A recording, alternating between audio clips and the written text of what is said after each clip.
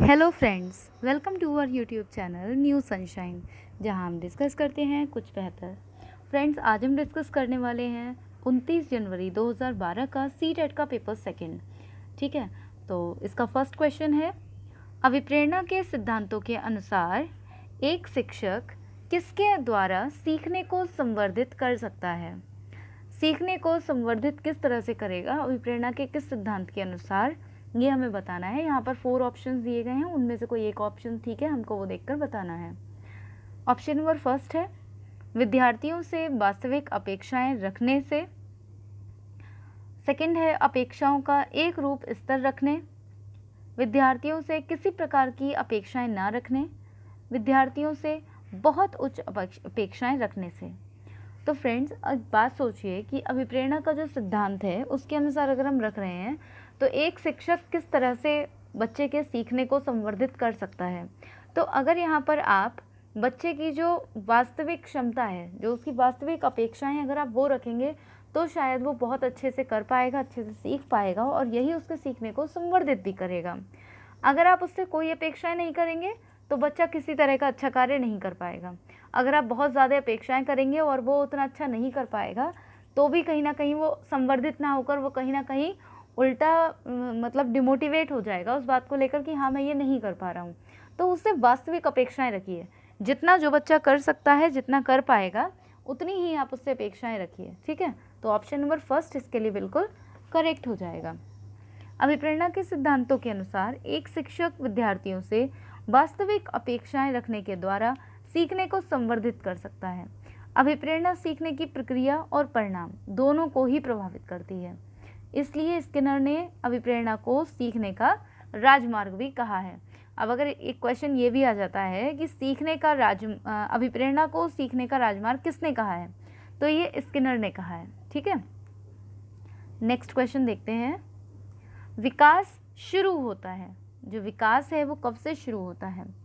उत्तर बाल्यावस्था से, प्रसव पूर्व अवस्था से, शैशवावस्था से या पूर्व बाल्यावस्था से?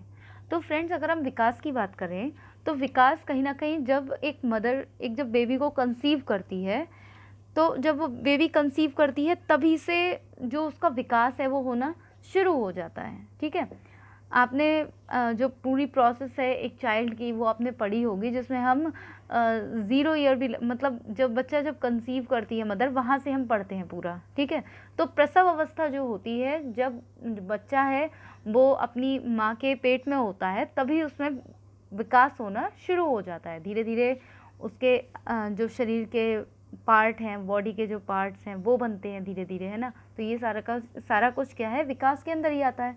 तो प्रसव अवस्था में ही जो विकास है बच्चे का वो शुरू हो जाता है। विकास की जो अवस्था है वो प्रसव पूर्व अवस्था से शुरू हो जाती है, लेकिन रॉस ने ये कहा है कि बालक के विकास की 4 अवस्थाएं होती हैं: शैशवावस्था, बाल्यावस्था, किशोरावस्था और प्रौढ़ावस्था। मतलब कि शैशवावस्था मतलब 1 से 5 वर्ष। रॉस के अनुसार प्रसवावस्था कुछ भी नहीं है, प्रसवावस्था उन्होंने नहीं काउंट किया है। लेकिन वैसे अगर हम माने तो प्रसवावस्था से ही क्या शुरू हो जाता है, मतलब बच्चे का विकास शुरू हो जाता है। ठीक है, तो ऑप्शन नंबर सेकंड इसका करेक्ट होगा। बहुविध बुद्धि सिद्धांत के अनुसार सभी प्रकार के पशुओं, खनिजों और पेड़ पौधों को पहचानने और वर्गीकृत करने की योग्यता क्या कहलाती है? मैंने आपके लिए मल्टीपल इंटेलिजेंस पढ़ाया था, उसमें हमने इस तरह के जितनी भी इंटेलिजेंस हैं हमने उनकी बात की थी। तो यहाँ पर बात किसकी हो रही है? पशुओं, खनिजों, पेड़ पौधों को पहचानने और वर्गीकृत करने की बात। तो इस तरह की यानी कि नेचर से रिलेटेड है पूरा, तो ये होगी प्राकृतिक बुद्धि। ये किस योग्यता के अंतर्गत आएंगी? ये आएंगी प्राकृतिक बुद्धि के अंतर्गत आएंगी। ठीक है, ऑप्शन नंबर सेकंड इसका बिल्कुल करेक्ट होगा, क्योंकि गार्डनर का जो मल्टीपल इंटेलिजेंस थ्योरी है उसके अनुसार अगर हम देखें तो जो ये पशुओं, खनिजों, पेड़ पौधों को पहचानना, वर्गीकृत करना, ये सब करने की जो योग्यताएं होती हैं ये प्राकृतिक बुद्धि के अंतर्गत आती हैं। ठीक है, नेक्स्ट क्वेश्चन देख लेते हैं। अधिकांश व्यक्तियों की जो बुद्धि है वो औसत होती है। बहुत कम लोग प्रतिभा संपन्न होते हैं और बहुत कम व्यक्ति मंद बुद्धि के होते हैं। यह कथन किसके प्रतिस्थापित सिद्धांत पर आधारित है? मतलब कि यह सिद्धांत किसने कहा है? फर्स्ट है बुद्धि और जातीय विभिन्नताओं के प्रतिस्थापन पर सिद्धांत पर आधारित है। बुद्धि के वितरण पर आधारित है, बुद्धि की वृद्धि पर आधारित है, बुद्धि और लैंगिक विभिन्नताओं पर आधारित है। तो यहाँ दिखाया गया है अधिकांश व्यक्तियों को जो बुद्धि है वो औसत होती है, बहुत कम लोग प्रतिभा संपन्न होते हैं। तो क्या हो रहा है आप खुद देखिए, हम वितरित कर रहे हैं लोगों को अलग अलग भागों में। अधिकांश व्यक्तियों की औसत होती है, बहुत कम लोग प्रतिभा संपन्न होते हैं, बहुत कम व्यक्ति मंदबुद्धि के होते हैं। यानी कि हमने क्या किया, हमने 3 कैटेगरी में डिवाइड कर दिया है ना। तो ये क्या किया हमने, बुद्धि का वितरण हम बता रहे हैं, बुद्धि का वितरण। ठीक है, बुद्धि का वितरण जो है वो प्रतिस्थापित सिद्धांत के अनुसार लगभग 70% जो लोग हैं उनकी जो बुद्धि लब्धि है वो 90 से 110 के बीच में आती है। ठीक है, और लगभग 15% जो व्यक्ति होते हैं वो उनकी जो बुद्धि लब्धि होती है वो 110 से भी ज़्यादा होती है, यानी कि प्रतिभा संपन्न होते हैं। और 15% जो है उनकी बुद्धि लब्धि 90 से कम होती है, यानी कि वो मंदबुद्धि में रखे जाते हैं। एक मैंने आपको एक मोटा मोटा आंकड़ा बता दिया है इसके हिसाब से। ठीक है, तो बुद्धि का वितरण की यहाँ पर बात हो रही है। ठीक, ऑप्शन नंबर 2 बिल्कुल करेक्ट ऑप्शन रहेगा। नेक्स्ट क्वेश्चन देखते हैं।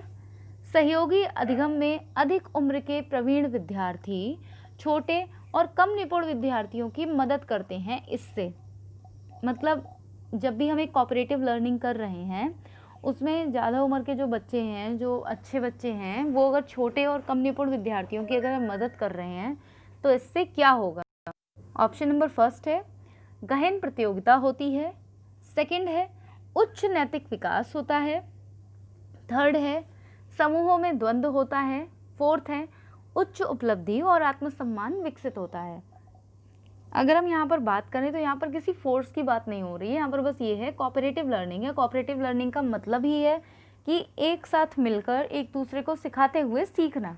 तो जो अधिक उम्र के बच्चे हैं, जो ज़्यादा जानते हैं, वो अगर अपने से छोटी उम्र के बच्चों को सिखाते हैं या कम निपुण विद्यार्थियों की अगर हेल्प करते हैं तो इससे क्या होता है, उच्च उपलब्धि को प्राप्त करते हैं। ठीक है, इससे उच्च उपलब्धि मिलती है और आत्मसम्मान भी विकसित होता है। ऑप्शन नंबर 4 इसका बिल्कुल करेक्ट होगा, क्योंकि शिक्षण अधिगम प्रक्रिया में जो अधिक उम्र के प्रवीण विद्यार्थी हैं वो जब भी कम उम्र के अकुशल विद्यार्थियों के साथ सहयोगी अधिगम करते हैं उनमें समाजीकरण के साथ साथ, समाजीकरण तो होता ही होता है ना, क्योंकि एक साथ रहकर एक साथ काम कर रहे हैं, तो समाजीकरण के साथ साथ उनमें उच्च उपलब्धि आती है और आत्मसम्मान भी विकसित होता है। ठीक है, नेक्स्ट देखते हैं।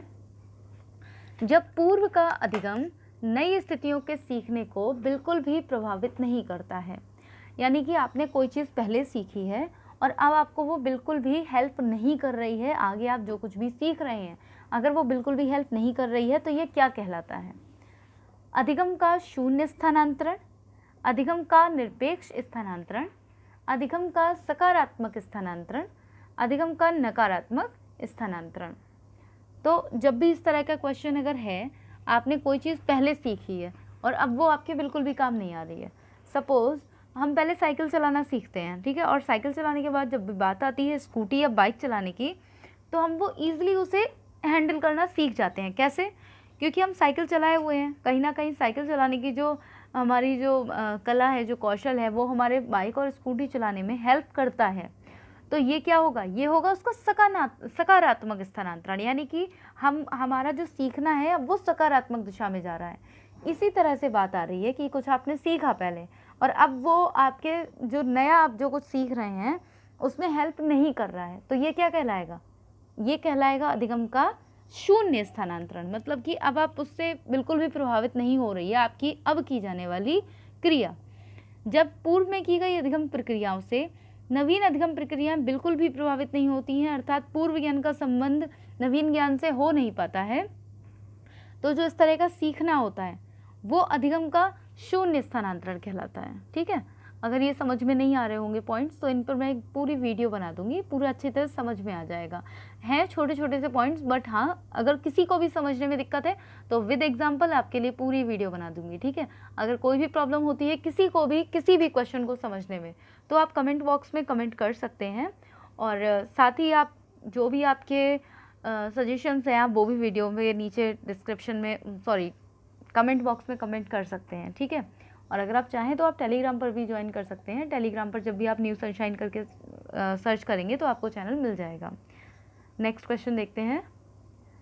चिंतन अनिवार्य रूप से है एक, जो चिंतन है वो अनिवार्य रूप से क्या है? संज्ञानात्मक गतिविधि, मनोगतिक प्रक्रिया, मनोवैज्ञानिक परिघटना, भावनात्मक व्यवहार। तो चिंतन क्या है? जब भी हम चिंतन करते हैं तो बात आती है कॉग्निशन की, कॉग्निटिव है ये, ठीक है। तो दिमाग की बात है, दिमाग से ही, बुद्धि से ही हम चिंतन करते हैं। तो चिंतन एक संज्ञानात्मक गतिविधि है, बुद्धि एक संज्ञानात्मक गतिविधि है, ठीक है। इसमें तो कुछ सोचने समझने की बात ही नहीं है। नेक्स्ट देख लेते हैं। एक बाल केंद्रित कक्षा में बच्चे सामान्यतः सीखते हैं। एक बाल केंद्रित कक्षा है, चाइल्ड सेंटर्ड एक क्लासरूम है, वहाँ पर बच्चे सामान्यतः क्या सीखते हैं? वैयक्तिक और सामूहिक दोनों रूप में सीखते हैं। सेकंड है, मुख्य रूप से शिक्षक से सीखते हैं, वैयक्तिक रूप से सीखते हैं, समूहों में सीखते हैं। तो जब बाल केंद्रित कक्षा है वहाँ पर बच्चे वैयक्तिक और सामूहिक दोनों रूपों में सीखते हैं। ऑप्शन नंबर फर्स्ट इसका बिल्कुल करेक्ट ऑप्शन हो जाएगा, ठीक है। नेक्स्ट देखते हैं। पियाजे के अधिगम के संज्ञानात्मक सिद्धांत के अनुसार वह प्रक्रिया जिसके द्वारा संज्ञानात्मक संरचना को संशोधित किया जाता है क्या कहलाती है? पियाजे का जो लर्निंग था उसमें कॉग्निटिव जो हमारा थ्योरी थी उसके अनुसार वह प्रक्रिया जिसके द्वारा संज्ञानात्मक संरचना को संशोधित किया जाता है, ठीक है, यानी कि कुछ सुधार किया जाता है उसमें, वह क्या कहलाता है? प्रत्यक्षण, समायोजन, समावेशन या स्कीमा।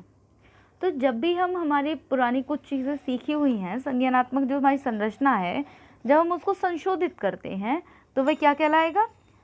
वह कहलाएगा समावेशन, ठीक है। आपने पहले से आपको कुछ पता है और अब आप उसमें कुछ नया, उसमें कुछ गलत था और अब आप उसको क्या कर रहे हैं? करेक्ट कर रहे हैं, संशोधित कर रहे हैं, तो ये क्रिया कहलाएगी समावेशन की।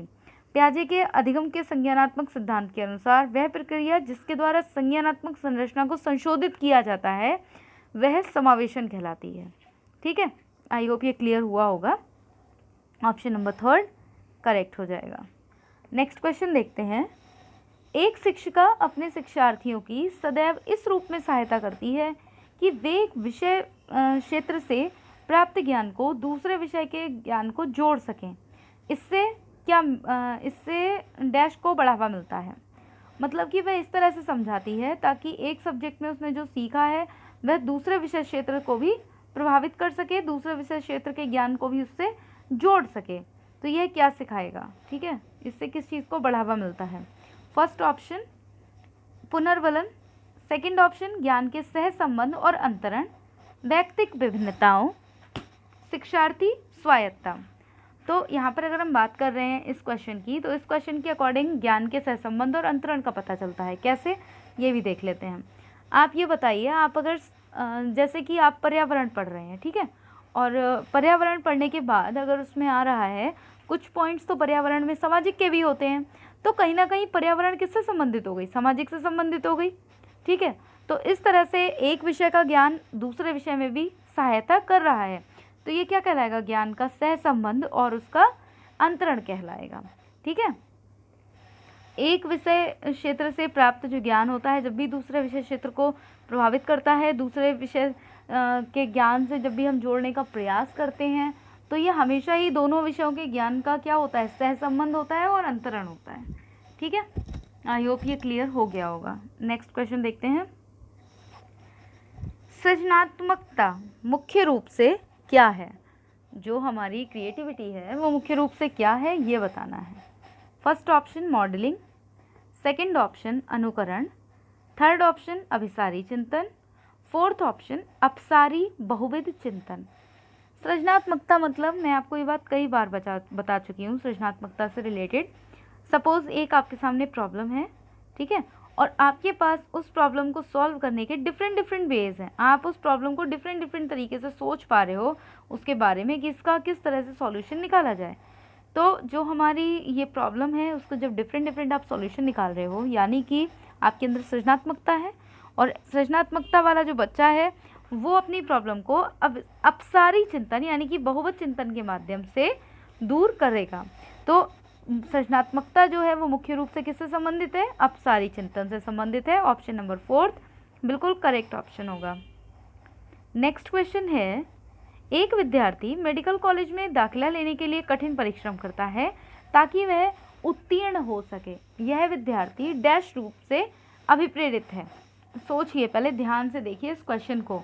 एक विद्यार्थी है, दाखिला लेने के लिए कठिन परिश्रम करता है, स्वयं परिश्रम करता है। ऐसा नहीं है कि उसे कहना पड़ रहा है कि घर वाले कह रहे हैं कि तुम पढ़ लो ताकि तुम्हारा वहाँ पर एडमिशन हो जाए, है ना। दोनों कंडीशंस अलग अलग हैं। एक वो बच्चा है जो स्वयं पढ़ रहा है क्योंकि वो चाहता है उसका एडमिशन हो जाए।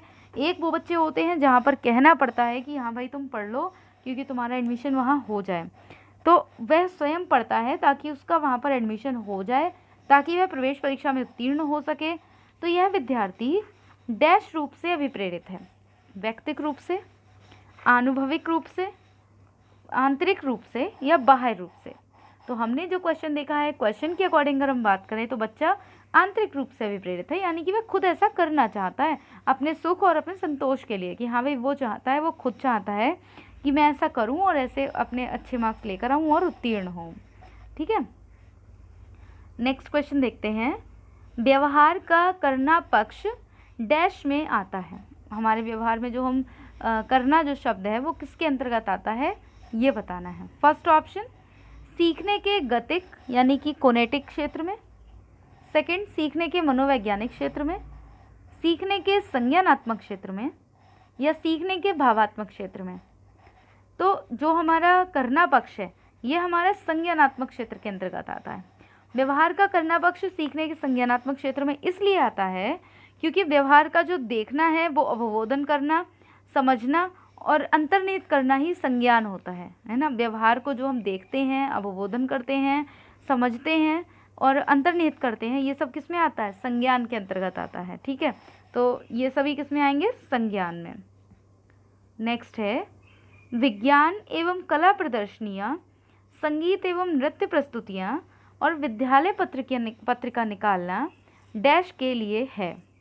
ये जब जो सब कुछ भी हम करते हैं ये किसके लिए है। फर्स्ट ऑप्शन शिक्षार्थियों को सृजनात्मक मार्ग उपलब्ध कराने, विभिन्न व्यवसायों के लिए विद्यार्थियों को प्रशिक्षित करने, विद्यालय का नाम रोशन करने, अभिभावकों को संतुष्ट करने। आप एक चीज़ देखिए, यहाँ पर सब कुछ अलग अलग है। कला प्रदर्शनियाँ, संगीत, नृत्य प्रस्तुतियाँ, विद्यालय पत्रिका निकालना, सब चीज़ें अलग अलग क्षेत्रों से संबंधित हैं। तो ये हम करते हैं ताकि बच्चों के सृजनात्मकता के मार्ग उपलब्ध हों, है ना, ताकि बच्चे आगे संगीत में कुछ करें, नृत्य प्रस्तुतियों के बारे में सोचें, विद्यालय पत्रिकाओं में कुछ अपने लेख या कविता वगैरह निकालने की सोचें, कला प्रदर्शनियाँ लगाने की सोचें। तो इससे बच्चों के सृजनात्मकता के मार्ग क्या होते हैं, उपलब्ध होते हैं। क्योंकि सृजनात्मकता नए संबंधों के ज्ञान को इसकी उत्पत्ति में चिंतन के परंपरागत तरीके से हटकर असाधारण विचार उत्पन्न करने की योग्यता होती है। तो ऐसे शिक्षार्थियों के लिए विज्ञान एवं कला प्रदर्शनियाँ, संगीत, नृत्य प्रस्तुतियाँ, विद्यालय पत्रिका, ये सब उनके कौशल को क्या करती हैं, और ज़्यादा विकसित करती हैं और ज़्यादा निखार कर सामने लाती हैं। ठीक है, ऑप्शन नंबर इसका फर्स्ट बिल्कुल करेक्ट होगा।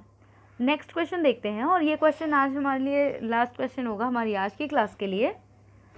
एक शिक्षिका अपने शिक्षार्थी को अनेक तरह की सामूहिक गतिविधियों में व्यस्त रखती है, जैसे समूह चर्चा, समूह परियोजनाएं, भूमिका निर्वाह आदि।